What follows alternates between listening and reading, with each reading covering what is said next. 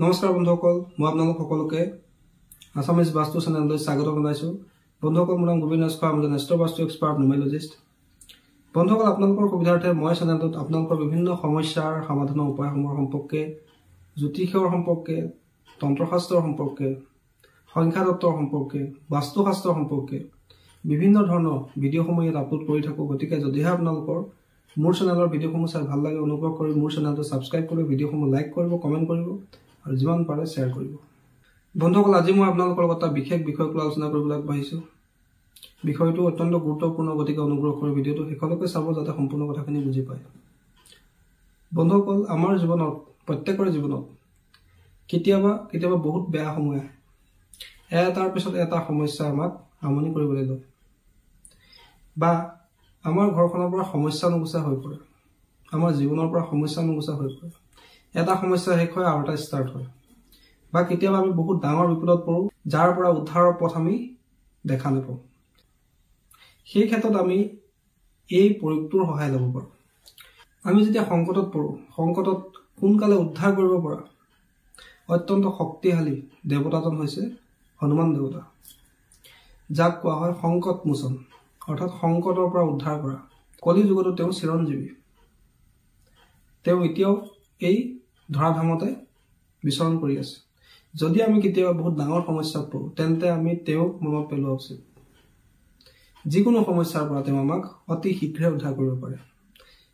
যিহেতু তেওঁ পৱনতনয়, অৰ্থাৎ পৱনৰ পুত্ৰ, বায়ু বেগেৰে আপোনাৰ যিকোনো সমস্যা দূৰ কৰাত হনুমানজীয়ে আপোনাক সহায় কৰে। কেৱল ভক্তি সহকাৰে হনুমানজীৰ নাম ল'ব। যেতিয়াই আপুনি বিপদত পৰে, হনুমানজীৰ এটা মহামন্ত্ৰ আছে, এই মন্ত্ৰটো জপ কৰিব। মনে মনে জপ কৰক বা আপুনি মুখেৰে উচ্চাৰণ কৰি জপ কৰক। হনুমানজীৰ এই মন্ত্ৰটো আপোনাক যিকোনো সমস্যাৰ পৰা উদ্ধাৰ কৰিব বা উদ্ধাৰৰ পথ লাভ কৰাত সহায় কৰিব। বন্ধুসকল, সেই মন্ত্ৰটো হৈছে ওম হাং হনুমতে নমঃ। ওম হাং হনুমতে নমঃ। ওম হাং হনুমতে নমঃ। যিমান পাৰে আপোনালোকে এই মন্ত্ৰটো জপ কৰিব। যেতিয়া আপোনাৰ চাৰিওদিশৰ পৰা সমস্যা আহে, কিবা ডাঙৰ বিপদত পৰে আৰু সেই বিপদৰ পৰা উদ্ধাৰৰ কোনো ধৰণৰ আপুনি পথ নেদেখে, সেই ক্ষেত্ৰত আপুনি হনুমানজীৰ এই মন্ত্ৰটো সহায় ল'ব। খুব বেছি ৭২ ঘণ্টাৰ ভিতৰতে আপোনালোকৰ সেই সমস্যাৰ নিবাৰণ হ'ব বন্ধুসকল, বা আপুনি সমাধানৰ পথ লাভ কৰিব। এইটো এটা অত্যন্ত শক্তিশালী আৰু 100% পৰীক্ষিত উপায়। বাৰম্বাৰ পৰীক্ষা কৰি পেলাই এই প্ৰয়োগটো আপোনালোকক দিছোঁ। যেতিয়া আপোনালোকে বিপদত পৰিব, সংকট মোচন হনুমান দেৱতাক আপোনালোকে মনত পেলাব। হনুমানজীয়ে আপোনাৰ যিকোনো সমস্যা দূৰ কৰিব। দ্বিতীয়তে, যদি আপোনালোকৰ জীৱনত কোনো ধৰণৰ ছাপোৰ্ট নাই, ফেমিলিৰ পৰা কোনো ছাপোৰ্ট নাই, বন্ধু বান্ধৱৰ পৰা কোনো ধৰণৰ ছাপোৰ্ট নাই, আপোনাৰ পৰিয়ালবৰ্গৰ পৰা, আপোনাৰ আত্মীয় স্বজনৰ পৰা, ওচৰ চুবুৰীয়াৰ পৰা কোনো ধৰণৰ ছাপোৰ্ট আপুনি লাভ নকৰাৰ সময়ত আপোনাৰ ইচ্ছাবিলাক পূৰ্ণ নহয়, কামত বিভিন্ন বাধা বিঘিনি আহি থাকে, যি মনৰ ইচ্ছা সেই ইচ্ছাখিনি পূৰ্ণ কৰাৰ ক্ষেত্ৰত আপুনি সদায় বাধাৰ সন্মুখীন হয়, যিকোনো কামতে বিফলতাৰ সন্মুখীন হয়, সেই ক্ষেত্ৰতো আপোনাক হনুমানজীয়ে সহায় কৰিব পাৰে। কি কৰিব লাগে বন্ধুসকল, ভালকৈ শুনি লওক। আপোনালোকে কোনো মঙলবাৰে ৰাতিপুৱাৰ সময়ত ভালকৈ স্নান কৰি হনুমান মন্দিৰলৈ যাত্ৰা কৰিব। গৈ হনুমানজীৰ মন্দিৰত চাকি বন্তি জ্বলাই হনুমানজীৰ সন্মুখতে বহি লৈ হনুমানজীক মনে মনে আপোনাৰ নিজৰ সম্পূৰ্ণ ইচ্ছাখিনিৰ কথা ক'ব, সমস্যাখিনিৰ কথা ক'ব, হনুমানজীৰ মূৰ্তিৰ সন্মুখত বহি। তাৰপিছত পাৰিলে এবাৰ বা দুবাৰ আপোনালোকে হনুমান চালিচা পাঠ কৰিব, হনুমানজীৰ মন্দিৰত হনুমান দেৱতাৰ সন্মুখতে বহি। তাৰপিছত আপোনালোকে মন্দিৰৰ যিজন পূজাৰী আছে তেওঁৰ ওচৰলৈ গৈ তেওঁক এটা অনুৰোধ কৰিব যে হনুমানজীৰ বাওঁ ভৰিৰ অকণমান সেন্দুৰ মোক প্ৰসাদ হিচাপে দিয়ক। যিজন পূজাৰী থাকে হনুমান মন্দিৰত, তেওঁক আপোনালোকে ক'ব যে হনুমানজীৰ বাওঁ ভৰিৰ পৰা অকণমান সেন্দুৰ আপোনালোকে মোক প্ৰসাদ হিচাপে দিয়ক। সেই সেন্দুৰকণ আপোনালোকে লৈ আহিব। ঘৰলৈ আহি সেই সেন্দুৰকণ আপোনালোকে ভক্তি সহকাৰে কোনো পবিত্ৰ স্থানত থ'ব। ভালকৈ স্নান কৰি ল'ব। কৰি লৈ এখন বগা কাগজ লৈ ল'ব। কাগজখন ডাঙৰ হ'ব নালাগে, সৰু হ'লেও হ'ব।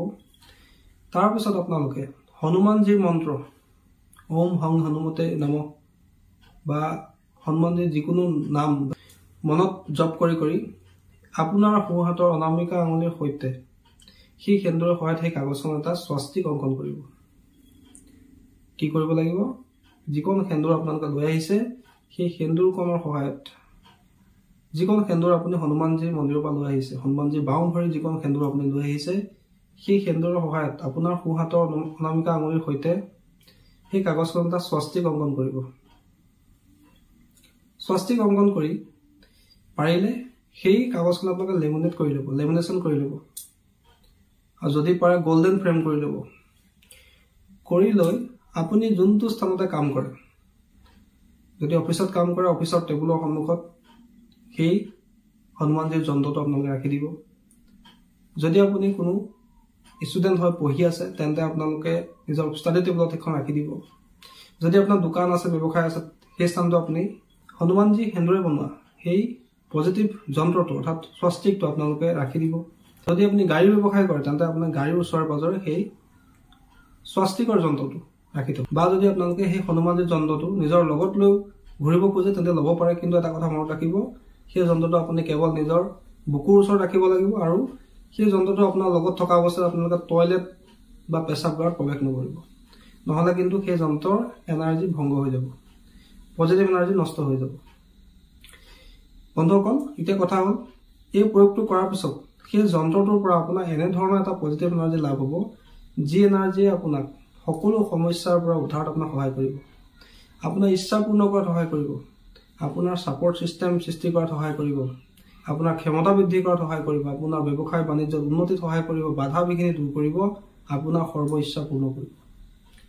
বন্ধুসকল, এইটো এটা অত্যন্ত চমৎকাৰী উপায়। আপোনালোকে কৰি চাওক, ইয়াৰ পৰা আপোনালোকে ভাল ফল লাভ কৰিবই, 100% লাভ কৰিব।